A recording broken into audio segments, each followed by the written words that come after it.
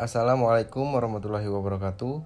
Perkenalkan, nama saya Zikri Jazuli Muhammad Nur dari Prodi D3 Keperawatan tingkat 3B.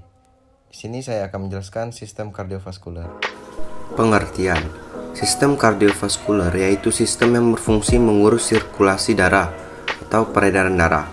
Alat yang terlibat dalam sirkulasi darah adalah jantung dan pembuluh darah. Kita mengenal dua macam sirkulasi, yaitu sirkulasi umum dan sirkulasi paru-paru.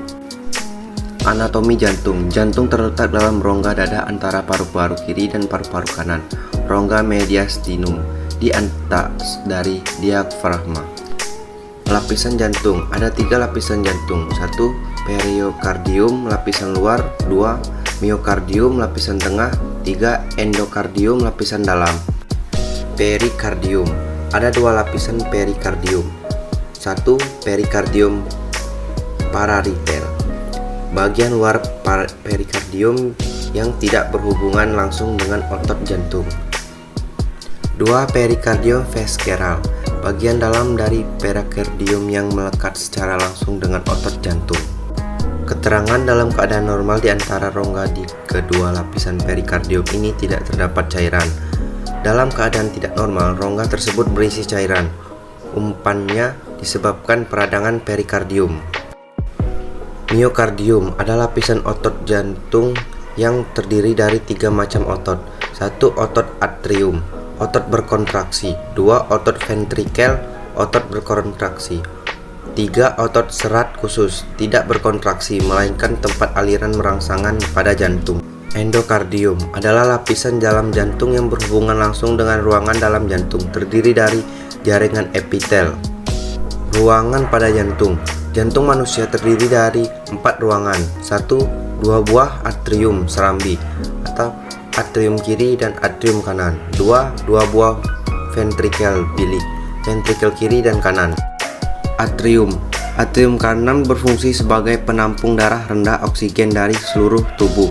Kemudian darah dipompakan ke ventrikel kanan melalui kutub dan selanjutnya ke paru-paru. Atrium kiri menerima darah yang kaya oksigen dari kedua paru-paru melalui 4 buah vena pulmonalis. Kemudian darah mengalir ke ventrikel kiri melalui kutub dan selanjutnya ke seluruh tubuh melalui aorta. Ventrikel. Ventrikel kanan menerima darah dari atrium kanan dan dipompakan ke paru-paru melalui arteri pulmonalis. Ventrikel kiri menerima darah dari atrium kiri dan dipompakan ke seluruh tubuh melalui aorta. Pembuluh darah pada jantung. Arteri koronaria adalah pembuluh darah yang memberi makanan pada jantung.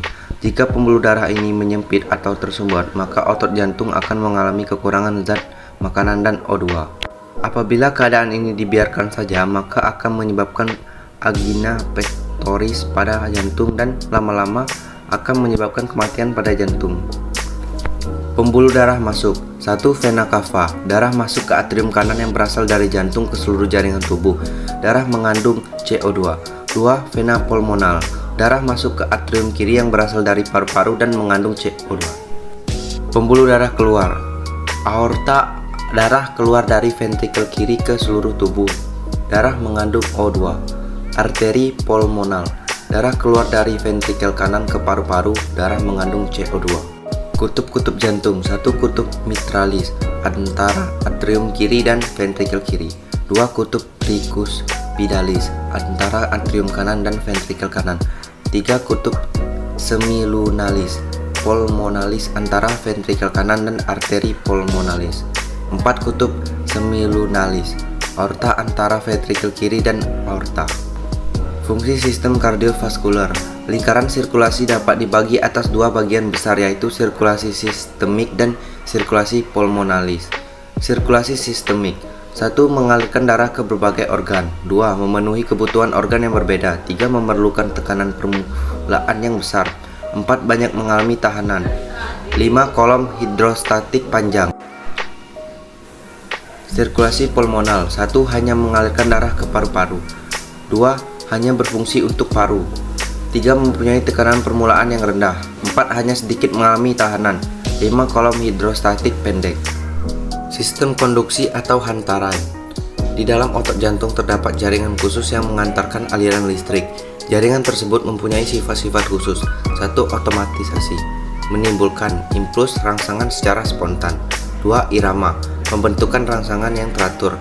3. Daya konduksi, kemampuan untuk menghantarkan.